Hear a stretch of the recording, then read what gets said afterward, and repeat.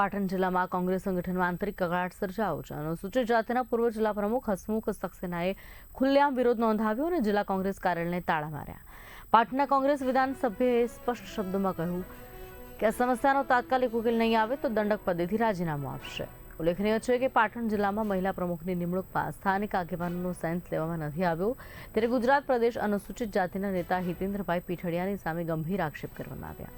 તો કોંગ્રેસના આગેવાન કિરીટ પટેલે જણાવ્યું કે જો આવું જ ચાલશે તો 2027માં કોંગ્રેસના સુપડા સાફ થઈ જશે અને પ્રદેશના નેતાઓ નોંધ નહીં લે તો અન્ય શહેરમાં પણ પાટણ જેવી પરિસ્થિતિ થશે, એવી ચેતવણી કિરીટ પટેલે આપી.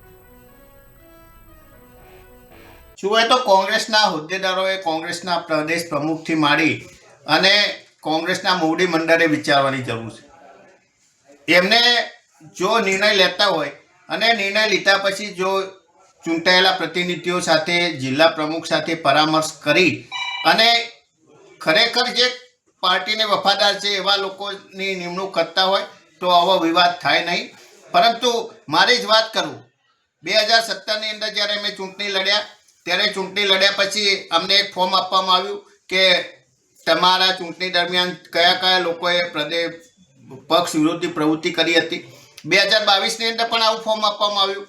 અમે જે રિપોર્ટ આપ્યા હતા રિપોર્ટ ખાનગી હતા, તો એવા લોકોને તમે પ્રદેશ સુધી પહોંચાડો, એવા લોકોને તમે શિરપાવ આપો અને જે લોકો કોંગ્રેસની અંદર વફાદાર છે એમને એવા લોકોને તમે પૂછ્યા સિવાય કાઢી મૂકો તો સ્વાભાવિક છે